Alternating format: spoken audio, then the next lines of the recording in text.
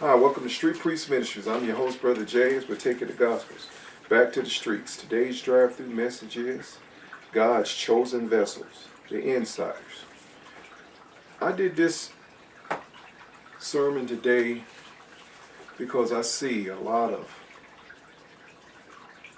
confusion in the church world over what one of God's earthly leaders that he might raise up in a period. And we see that time and time again in the Bible.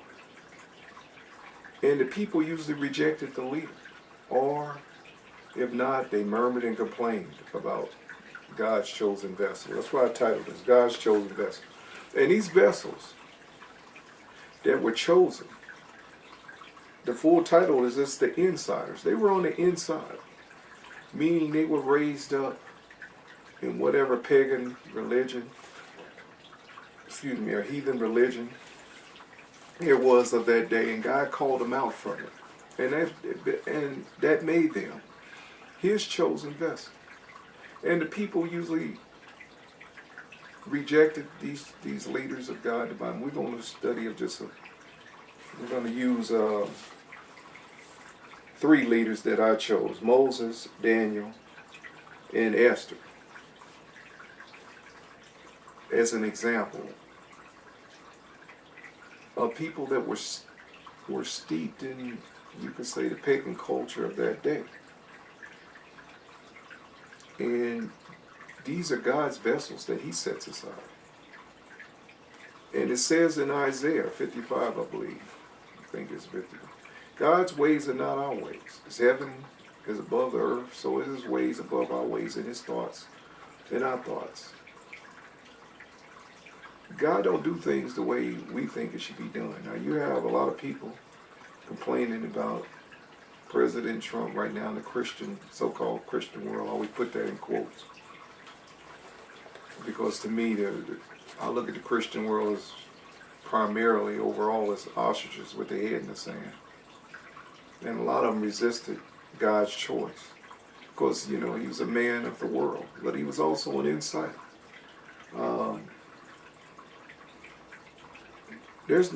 I don't think there's no one on social media site has been more outspoken and vocal about what I call the synagogue of Satan, the Masons. I've taught on it. I understand that this nation, God used the first president, George Washington, was a high-ranking Mason, and there was plenty of them. Probably a third of those that signed the Declaration of Independence was. We know that Benjamin Franklin, and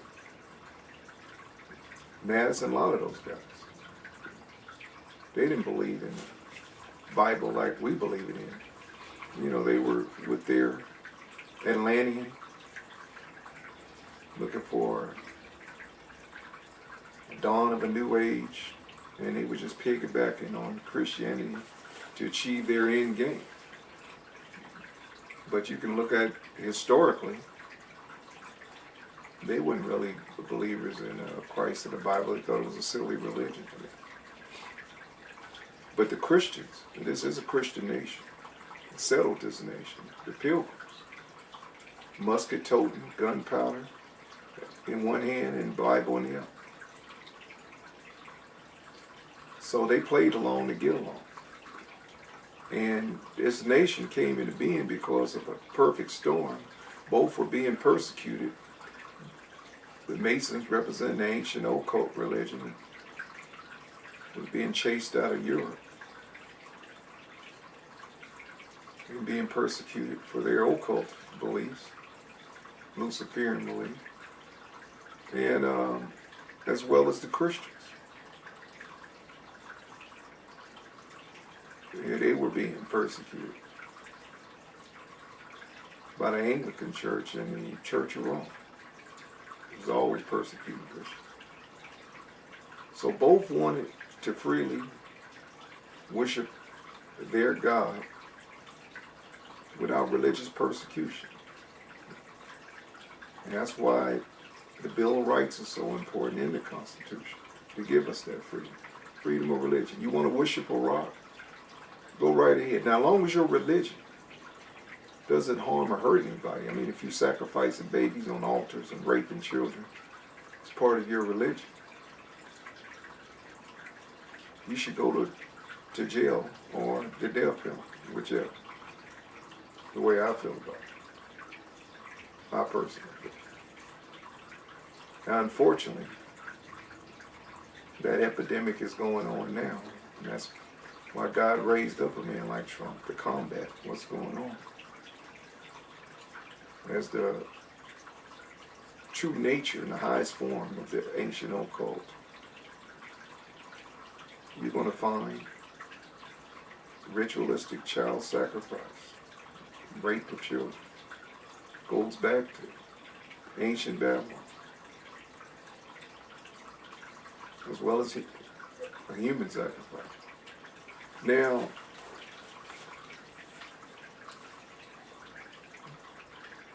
it's only two modern day prophets that I really took time to pay attention to. The Bible said test of a prophet in Deuteronomy 18.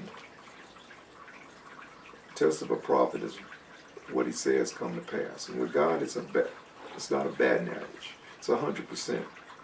Whatever that prophet, a man of God says, is going to be 100% accurate. Not 80%, 85, 100%.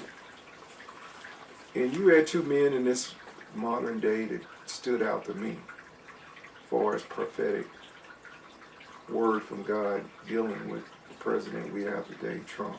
And I'm really commenting on this because they follow me and follow Street Priest. No, even though I believe in the supernatural and I'm a Christian, I'm pretty level-headed and level-minded. I also believe in critical thinking, really using the brain God gives us in our head, which a lot of Christians don't. I'm not the spiritual woo-woo type. I've had experiences, seen the supernatural, seen things that can't be explained naturally, seen miracles of God, been a part of it myself. But still, I keep a level head. And I don't get too far out there and woo-woo land. But anyway, that being said, I carefully scrutinize anytime a man, because I was coming from the church world and having a background and understanding and seeing a lot of false prophets in my day, before I even give a stamp of approval on a guy that's saying I got a word from the Lord. I've been seeing a lot of BS. But like I said, if it's from God, people made personal prophecies over me. I said, okay. It go through one ear and out the other, and if it comes to fruition, I say, okay, yeah, that person was of God. If not, I don't think of it twice. But if it does happen, that person will pop back in my mind. Okay, yeah, I remember this person said that. Okay. I'm not caught up in so-called, quote, in quotes, a word from the Lord. His word is right here. This Bible right here. This is his word. This is what I'm caught up in. Because you can get sidetracked with men and their prophecies. You got Christ said there'd be a lot of false prophets running around, saying Christ told me to say this and that. I measured up against this book right here. This is thus saith the word of the Lord. This is the plumb line I'm measuring. These men with to come. One's contrary to God's word, it goes through one ear and out the other. But anyway, all that being said, Kim Clement and Marte made stunningly, and I knew about these prophecies, some of them before they was running for office. And a lot of these prophecies made before, years before he even ran for president. So I knew that these men have proven themselves to be accurate. 100% accuracy with God's word. And so that's why I would publicly acknowledge. But anyway, That being said, I believe it was Kip Clement that said that Trump would be of hot blood, meaning of the Illuminati. And God said, I know, I chose him. This is my chosen vessel. I know what he was. Of course, he was on the inside. Now, this is for you Christians, you super critics out there, because it's nothing more critical in some cases than a Christian. When it comes to God's anointed and appointed leaders that come from the outside of the church world. This is for you. This message is for you. Hopefully it'll reach you if you ain't too stubborn and hard in pride and ego.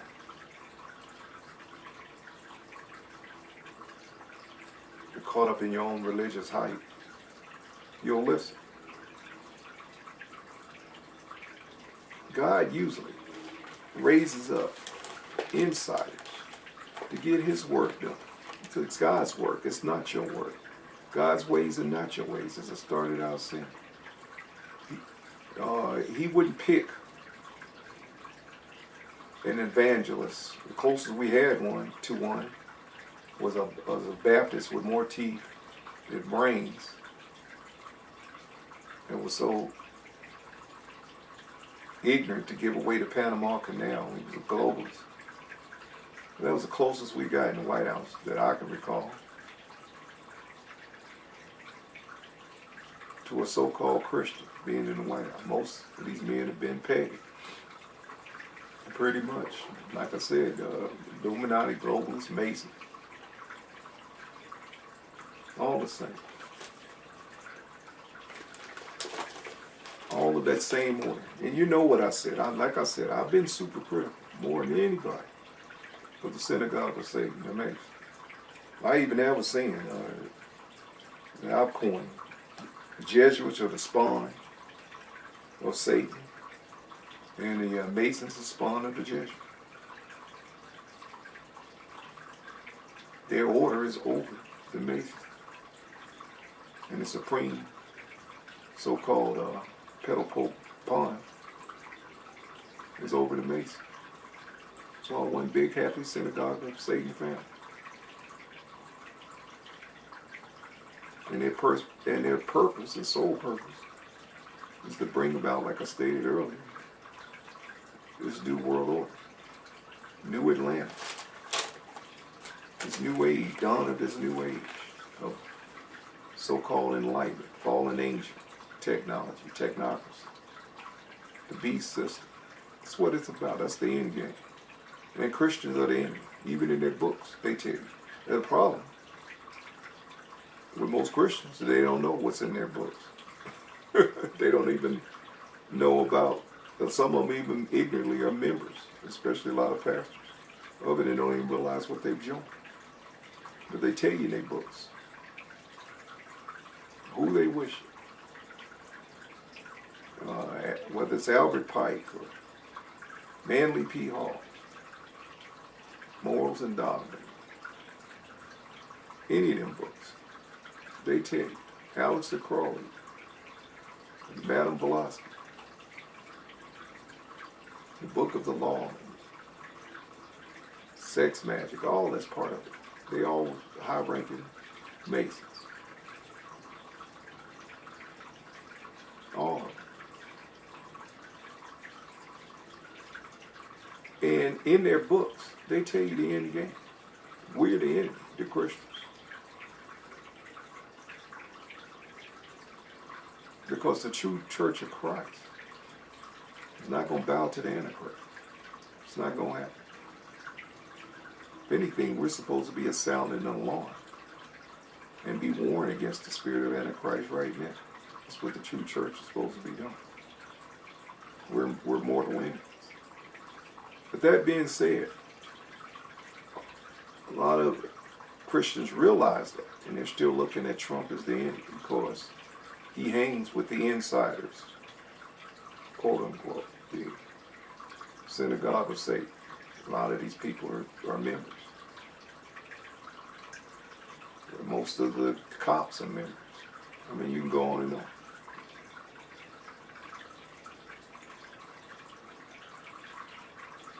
Matter of fact, to really get into power, you have to join the Club of Rome, or you're gonna catch hell.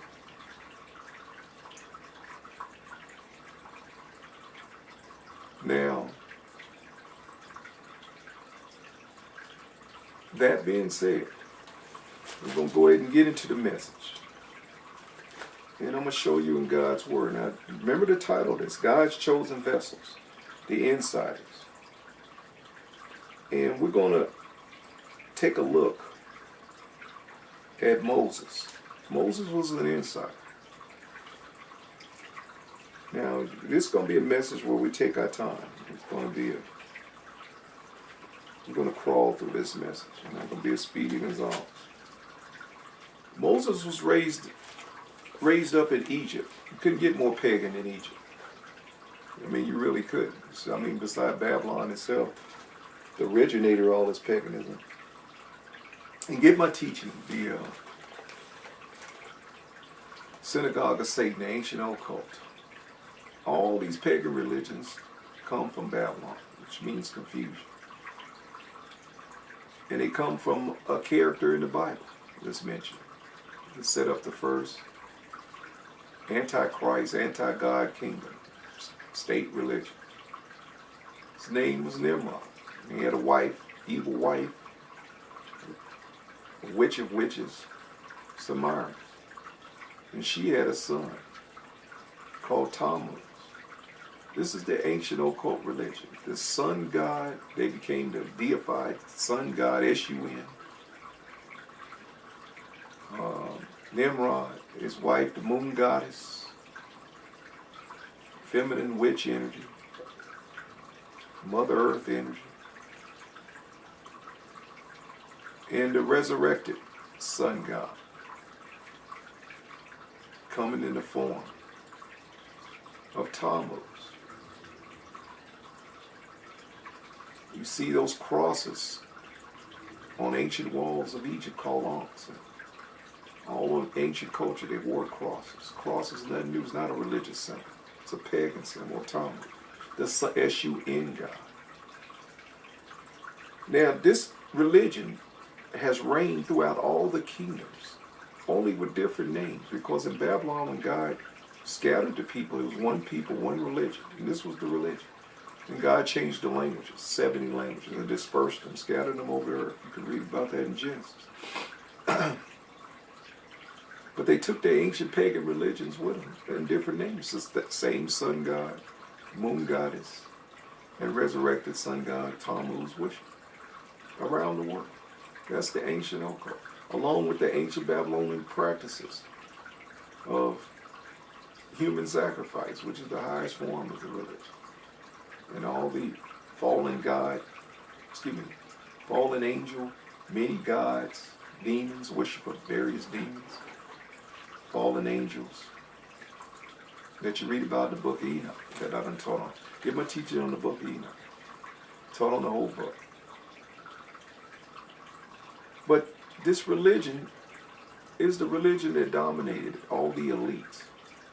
All the elites was trained in the higher schools of what's called Mithraism, ancient mysteries, this pagan religion, witchcraft, sorcery, that's all it is.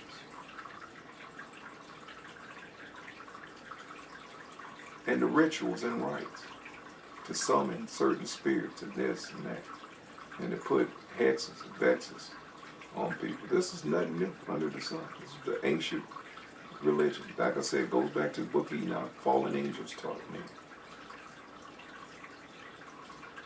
And God abhorred it. And you read about it in Deuteronomy 18. It was abomination in here. Sorcery and witchcraft and worship of demons. And human sacrifice. All that in cannibalism, where you get the priest of Baal, cannibal, eating human flesh, drinking blood. Adrenochrome, torturing kids is nothing new. That goes back, like I said, to ancient Baal, Moloch, all that worship, all the same. Now Moses, the kingdom of Egypt was around 3100 BC approximately, all the way up until 30 BC, with Queen Cleopatra and Mark Antony's story of Rome. It's when Rome's kingdom began. But this kingdom was highly steeped that Moses was born into the ancient occult. And I mean the Egyptian Book of the Dead, all that occult books. And Moses, we're going to read, let's turn to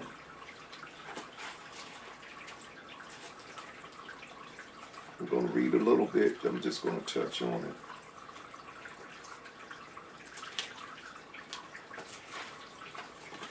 On Moses. We're going to go to Exodus 2:9. Exodus 2:9.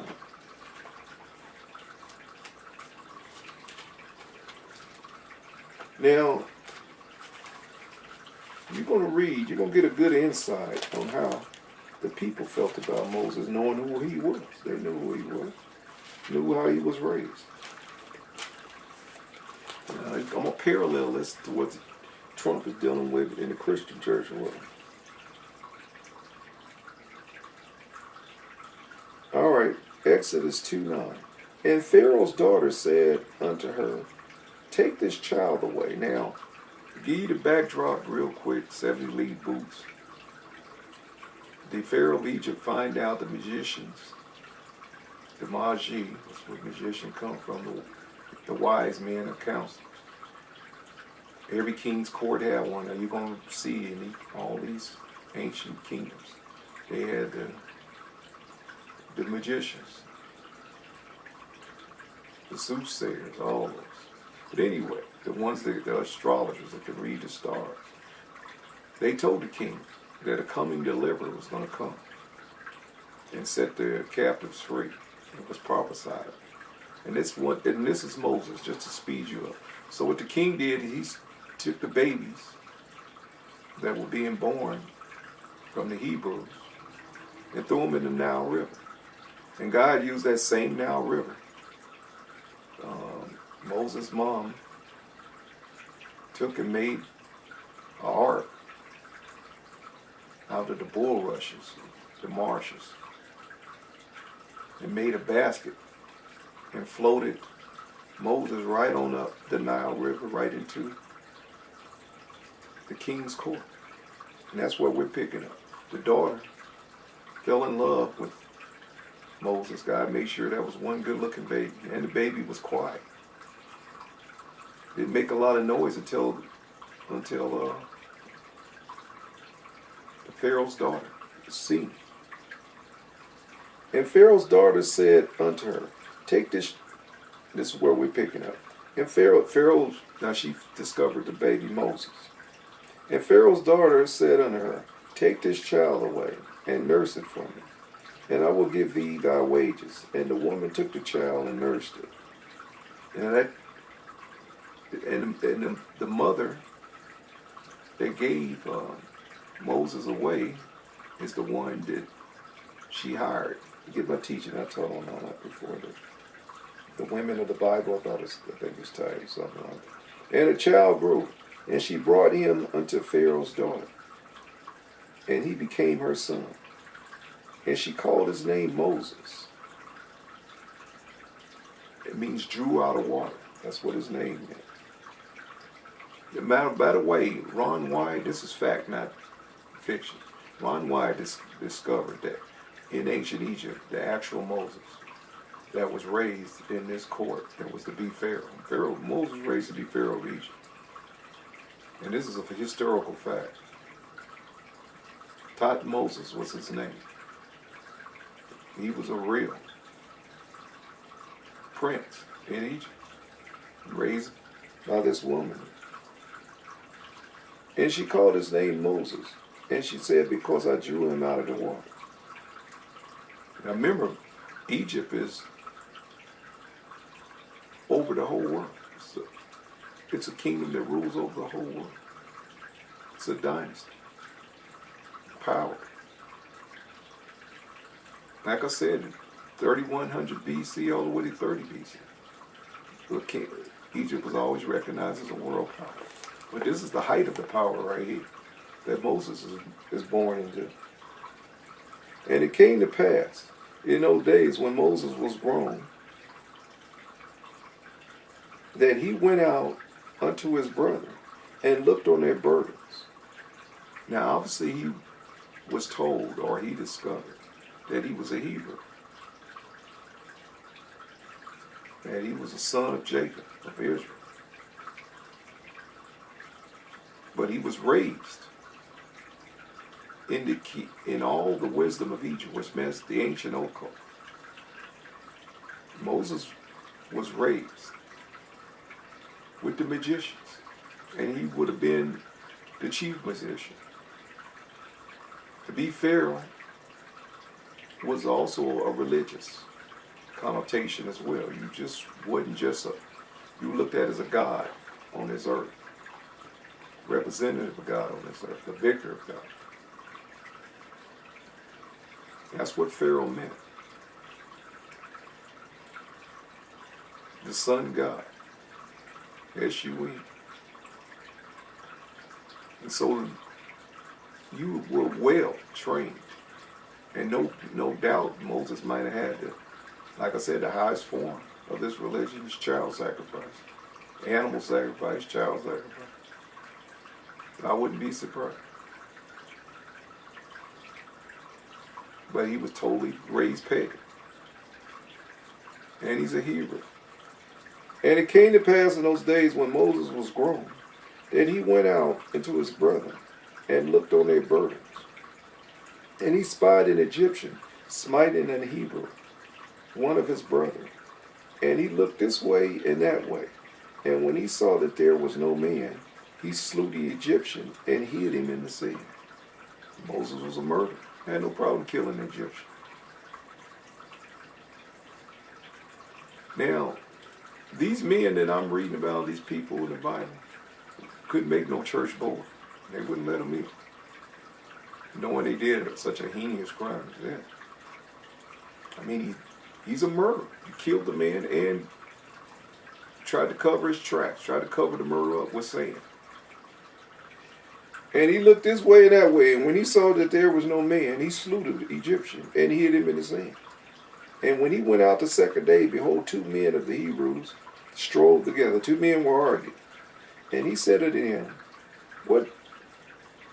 He said unto him that did the wrong, wherefore smitest thou thy fellow? He said, why are you hitting your brother?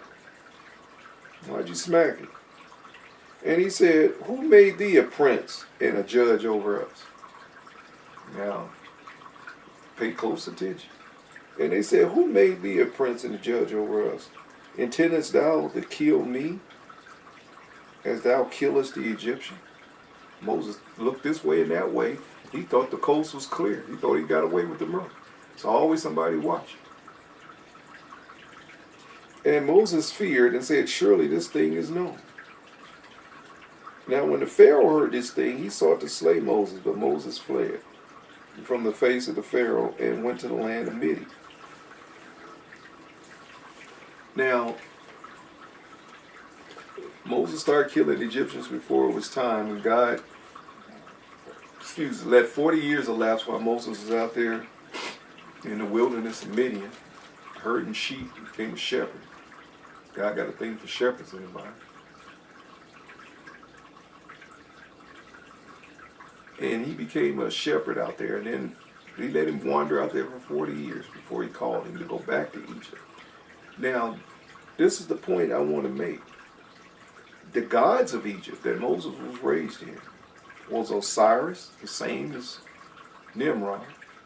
Isis, the same as Semiramis, his wife, or Semiramis. Isis, and Horus, the same as Tammuz. They even used Tammuz in Egyptian. Now, Nimrod, when he ruled ancient Babylon, ancient Samaria, Babylon, Egypt was annexed to his kingdom. So that was like his second kingdom. So he had reverence already in ancient Egypt. And like I said, his name is Osiris.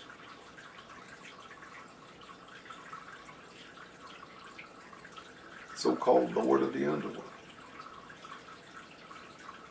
The sun god. Now,